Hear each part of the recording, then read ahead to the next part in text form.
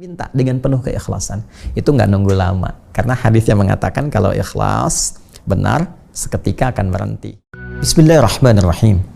Assalamualaikum warahmatullahi wabarakatuh. Alhamdulillahi wa kafa. Wassalatu wassalamu ala rasulillahil mustafa. Wa ala alihi wa sahbihi wa man wafa wa ba'd. Saudara-saudariku dimanapun Anda berada, semoga kita senantiasa dirahmati dan diberkahi oleh Allah Subhanahu wa Ta'ala. Setiap hari kita berkomitmen, berikrar untuk menetapkan satu sifat kepada Allah Subhanahu wa Ta'ala, bahkan disertai dengan menyerahkan seluruh pujian kepadanya, karena dengan kuasanya dan rahmat Allah kepada kita, Allah mengatur, menata tata kelola kehidupan di semesta ini sehingga berjalan dengan sempurna. Rabbul Alamin, itulah nama yang melekat pada Allah Subhanahu wa Ta'ala sebagai bukti perawatannya, pengelolaan terbaiknya, dan penjagaan kepada semesta alam sehingga tertata dengan sempurna. Setiap hari kita ikrarkan Alhamdulillahi Rabbil Alamin, segala puji hanya milik Allah, Rabb yang menjaga, merawat, dan menata, menguasai seluruh semesta tanpa kecuali. Di antara bentuk penjagaan Allah kepada semesta ini yang melahirkan maslahat sekaligus bentuk kasih sayang terhadap seluruh hambanya adalah dengan mengatur cuaca yang melahirkan manfaat, keberkahan, kebaikan, baik bagi tetumbuhan, tanah, manusia, atau bahkan alam seluruhnya. Terkadang kita dapati panas, dingin, bahkan hujan. Pada bagian yang terakhir ini, yaitu tentang hujan, ada yang sangat menarik. Ada 3 hal yang kita bisa baca, baik dalam uraian ayat-ayat Al-Quran, hadis-hadis Nabi Muhammad SAW, ataupun juga riwayat yang sampai kepada kita, atau bahkan sekedar membaca fenomena alam sebagai bukti otentik tafsiran dari ayat Al-Quran dan hadis-hadis Nabi Muhammad SAW. Kita temukan ada 3 keadaan yang melekat kepada ketentuan hujan yang telah Allah tetapkan. Yang pertama, ada jenis hujan yang Allah turunkan demi memberikan kesuburan kepada tanah-tanah itu supaya gembur, kemudian melahirkan tetumbuhan yang baik, yang bisa memberikan fasilitas kenyamanan bagi tetumbuhan untuk tumbuh, berkembang, berbunga, dan berbuah, sehingga hasilnya bukan hanya bisa dinikmati oleh kita dengan pandangan yang menyenangkan, tetapi juga bisa dikonsumsi hal-hal yang positif yang dapat menguatkan. Bisa ditemukan di Quran surah kedua Al-Baqarah di ayat yang ke-22. Alladzi ja'ala lakumul arda firasha was-samaa'a binaa'a wa anzala minas samaa'i maa'an fa akhraja bihi minats thamarati rizqan lakum. Dialah Allah Subhanahu wa Ta'ala yang telah membentangkan bumi ini agar mudah untuk berkehidupan, dan Dia menjadikan langit-langit ini sebagai atap yang tak bertiang sehingga memudahkan kita bernaung di bawahnya, menatap bintang gemintangnya dengan penuh keindahan. Dan pada saat yang bersamaan Allah menurunkan hujan dari langit yang dengan itu menjadikan tanah-tanah subur, menumbuhkan tanaman, melahirkan bebuahan sebagai rizki untuk kita semua. Yang kedua, ada jenis hujan juga yang Allah turunkan untuk memberikan hikmah kepada manusia dan memberikan satu gambaran, boleh jadi ada aliran-aliran air yang tidak sewajarnya. Ada pola berkehidupan manusia dalam membangun, menata yang tidak sewajarnya, yang perlu ditunjukkan dengan turunnya hujan yang tergambarkan dengan hal-hal yang mungkin bagi manusia terlihat seperti musibah yang melahirkan duka.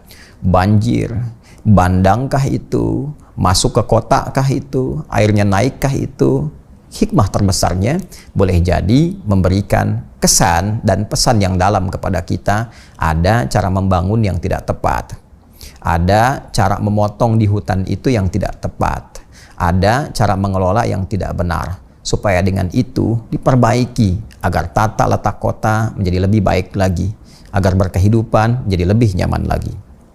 Ada yang ketiga, yang sifatnya harus betul-betul dihindari, karena itu berupa hukuman nyata. Biasanya bagi orang-orang yang memang menantang azab, bermaksiat tinggi sampai meminta bahkan kepada Allah untuk membuktikan kalau memang layak untuk diazab, kalau memang azab itu nyata. Ini seperti yang terjadi pada umatnya Nabi Lut alaihi salam ketika menantang azab.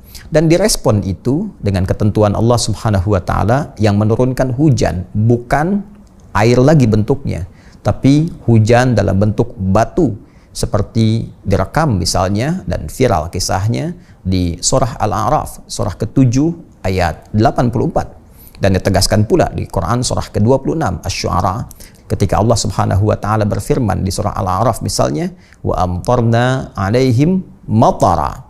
Pun demikian di surah Asy-Syu'ara dibuka dengan kalimat yang sama, wa amtarna alaihim matara, dan kami turunkan bagi mereka apa yang mereka mintakan berupa hujan tapi berbentuk bebatuan. Di Al-A'raf, fanzur kaifa kana aqibatul mujrimin, maka silahkan kalian lihat bagaimana akibat dari para pendosa yang meminta azab itu. Dan di surah Asy-Syu'ara ditegaskan, inilah bentuk terburuk dari apa yang diturunkan dari langit karena dimintakan berupa azab. 3 bagian ini, menariknya oleh Allah Subhanahu wa ta'ala, kalimatnya pun dibedakan. Diksinya sangat sempurna, presisinya tinggi. Ketika menurunkan azab dengan kalimat wa amtarna, jadi amtara yumtiru. Ketika menumbuhkan tumbuhan, bebuahan, menggunakan diksinya al-ma. Wa anzala minas sama'i ma'a. Dan ketika itu semua diatur pun dengan aturan-aturan yang baik, khususnya tentang pengaturan hujan, cuaca, terkadang di sini deras, terkadang di sini rintik-rintik, itu menggunakan kata ghaith. Seperti di Quran surah ke-31 Luqman ayat 34. Innallaha 'indahu 'ilmus sa'ah wa yunazzilul ghaith. Sungguh hanya milik Allah Subhanahu wa ta'ala pengetahuan tentang kapan terjadinya kiamat secara pasti, dan juga kewenangan dalam mengatur cuaca, khususnya dalam menurunkan hujan. Diksinya menggunakan kata yunazzil, nazzala yunazzilu, untuk menunjukkan satu tahapan-tahapan yang terukur. Satu hal yang diturunkan dengan presisi yang sangat tinggi, yang terukur. Di sini boleh jadi butuh untuk menumbuhkan tanaman, maka dikasih hujannya misalnya yang sesuai dengan kebutuhannya. Yang sini butuh deras, ya. Yang di sini butuh memang curahnya sangat tinggi untuk menunjukkan ada yang tidak tepat dalam pengelolaan tata kelola di kehidupannya, tata kelola kotanya, tata kelola tempatnya dan sebagainya. Itu kadarnya sangat menarik ketika Allah turunkan. Bahkan kadang-kadang ada satu tempat yang seperti lokal hujannya. Ini hujan, di sini tidak. Nah, teman-teman, dari 3 hal yang tadi diungkapkan itu, termasuk pengaturan hujan ini, terkadang dalam berkehidupan kita memohon kepada Allah, ya Allah, di sana yang tidak tepat, tapi di sini banjirnya datang. Ya Allah, jadi kami berharap hujan, tapi belum turun, sehingga tanahnya gersang, cuacanya panas. Bagaimana kami memohon kepadamu agar Engkau berkenan menurunkan hujan? Ya Allah, ini hujannya terlampau deras, ya Allah, kan?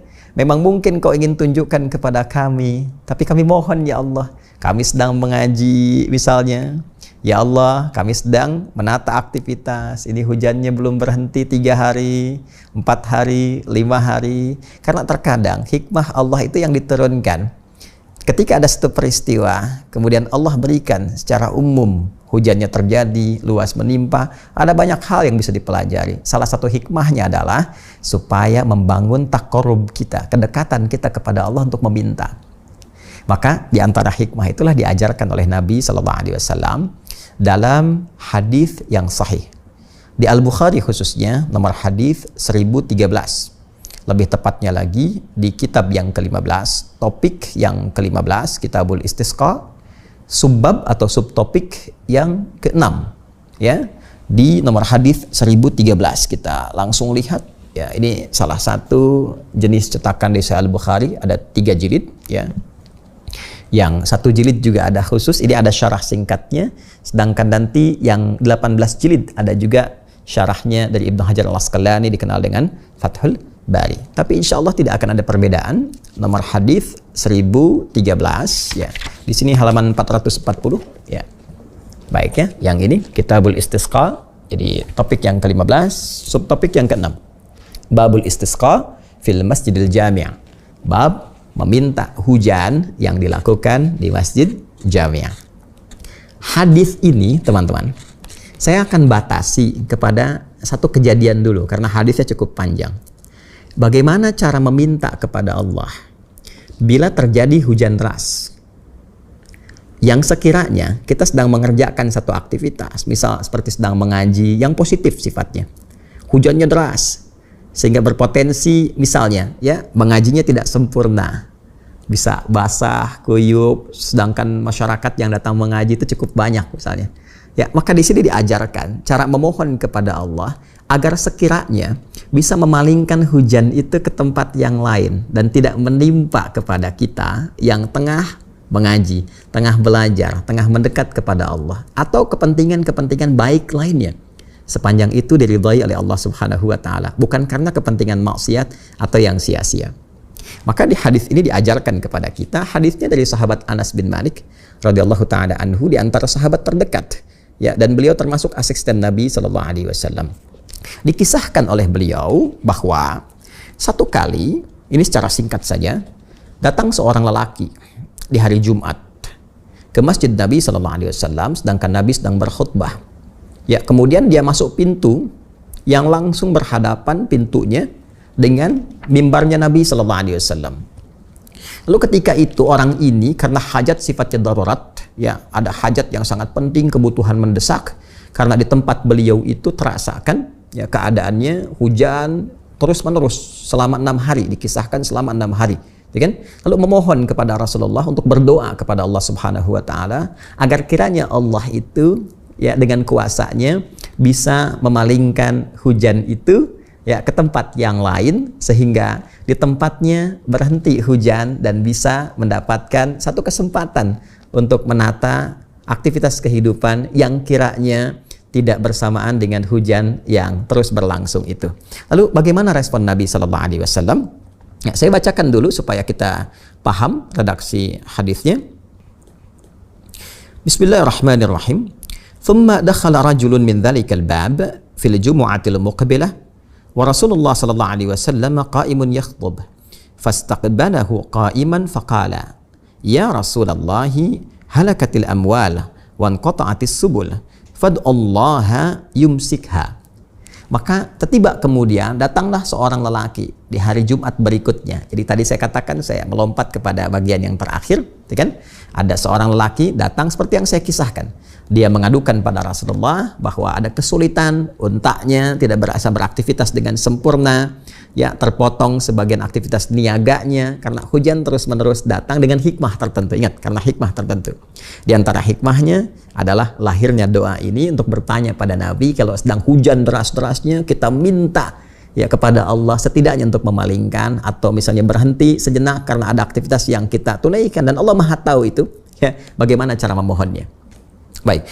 Kemudian qala farafa'a Rasulullah sallallahu alaihi wasallam yadaihi. Maka Rasulullah sallallahu alaihi wasallam mengangkat kedua tangannya. Ya, ini di antara adab berdoa, mengangkat kedua tangan ya, dan dengan mengangkat tangan itu nanti ada hadis lain yang memberikan penegasan bahwa Allah itu sangat luar biasa kemuliaannya, kan? Dan bagi orang yang mengangkat tangan, maka Allah Maha Perasa, mengalahkan rasa malu dari setiap hamba yang akan menjawab doanya itu, kan? Dan merasa sangat luar biasa, merasakan keadaan yang dalam, bila pun tidak mengabulkan rasanya tidak sesuai ya dengan keadaan dan kekuatan serta kemuliaan Allah Subhanahu wa taala. Singkatnya, kalau kita mengangkat tangan sambil berdoa itu lebih cepat dikabulkan. Apa doanya? Akhirnya Allahumma hawalaina wala alaina. Saya ulang ya. Ini versi yang paling singkatnya. Allahumma hawalaina wala alaina. Kalau kita ingin teruskan versi lengkapnya, Allahumma alal akami wal jibali wal ajami wal dharabi wal audiyati wa manabitis syajari. Baik ya. Allahumma hawalaina wala alaina. Kalau kita ingin cukupkan sampai di sini ya, itu boleh. Boleh. Dan kalau kita bisa lakukan, minta sampai 3 kali. Ya, 3 kali ini adalah kebiasaan Nabi. Kalau berdoa atau meminta, beliau selalu meminta 3 kali umumnya. Ya, atau berdoa dibacakan sebanyak 3 kali. Itu nanti ada di hadis Muslim. Kalau kita ngaji di Sahih Muslim, kita temukan kebiasaan Nabi meminta, berdoa, memohon sampai 3 kali. Boleh kita katakan Allahumma hawalaina wala alaina. Allahumma hawalaina wala alaina. Allahumma hawalaina wala alaina. Ya Allah, mohon alihkan hujan ini yang sedang menimpa kami dengan derasnya ke tempat lain sesuai kehendak-Mu ya Allah. Mungkin di bukit-bukit, mungkin di lembah-lembah, atau tempat yang Engkau kehendaki karena hikmah-Mu, ya kan? Allahumma hawalaina wala alaina. Dan mohon ya Allah, sekiranya tidak di tempat ini yang kami sedang beraktivitas atau kami sedang mendekat kepadamu. Itu dibacakan 3 kali. Maka apa yang terjadi? Ketika dibacakan itu, fan qata'at wa kharajna namshi fis syamsi. Masya Allah, tiba kemudian hujannya berhenti. Nah, ini kisahnya viral, hujannya berhenti dan kami melihat cuaca kembali cerah. Nah, ini diantara tuntunan dalam hadis yang menjawab segala fenomena berkehidupan. Jadi di Islam tuh alhamdulillah semuanya lengkap. Dan berbahagianya kita tinggal di Indonesia, khususnya dasar bernegara kita, berbangsa kita diikat oleh Pancasila. Sila pertamanya ketuhanan yang Maha Esa. Ya, jadi saya sering katakan kita bukan negara agama, tapi spirit berkebangsaan kita, spiritnya adalah beragama, menerapkan nilai-nilai berketuhanan. Sebagai Muslim, kalau kita mengalami satu situasi hujan yang deras, sedangkan kita sedang punya kegiatan yang bermanfaat, maka amalkan sila pertama itu, berketuhanan. Ya, ketuhanan yang Maha Esa. Di antara wujudnya adalah pasal 29 ayat 2 dengan meningkatkan ibadah. Negara menjamin kemerdekaan tiap-tiap penduduk untuk memeluk agamanya masing-masing dan beribadah menurut agama dan kepercayaannya itu. Nah, ini bagian dari ibadah kita. Jadi kalau hujan deras, kita sedang ngaji atau ada kegiatan positif, kita ingin coba minta sama Allah supaya hujannya dialihkan, maka mohon, ini doanya. Ya, dan jangan menyimpang. Misal kita gunakan perangkat lain yang justru bertentangan bukan hanya dengan ayat, dengan hadis. Ini bagi Muslim ya, bagi seorang Muslim. Jadi ini khusus tuntunan bagi orang Islam yang ada di sini pedomannya. Nah, jangan mengerjakan yang Allah nggak suka. Hujan itu kan ketetapan Allah. Ya, terus kalau kita melakukan yang tidak disukai Allah, itu bertentangan bukan hanya dengan Al-Quran, dengan hadis, tapi juga dengan dasar berkebangsaan kita, yaitu ketuhanan yang Maha Esa dengan tafsirnya tadi. Undang-Undang Dasar pasal 29 ayat kedua. Jadi bacakan doa ini. Ya, kalau mau lagi kita tambahkan nih. Ya, ini biasanya lebih cepat, nggak nunggu lama nih. Nggak nunggu lama. Bacakan yang ini. Allahumma hawalaina wala alaina. Bacakan 3 kali. Allahumma hawalaina wala alaina. Allahumma hawalaina wala alaina. Allahumma hawalaina wala alaina. Kemudian setelah itu kita bertawassul. Ya, kalau mau cepat bisa dengan 2 cara. Satu, misalnya dengan Nabi SAW, ya, kita memohon misalnya Allahumma bihaqqi nabiyyikal Mustafa Sayyidina Muhammad SAW. Yang kedua, bisa dengan menggunakan Al-Quran, karena semua apa yang tadi Allah tetapkan kan di Al-Quran ada, di hadis ada. Jadi kita gunakan Al-Quran dan juga kita gunakan Nabi yang menyampaikan semua hadis-hadis yang mulia itu sallallahu alaihi wasallam.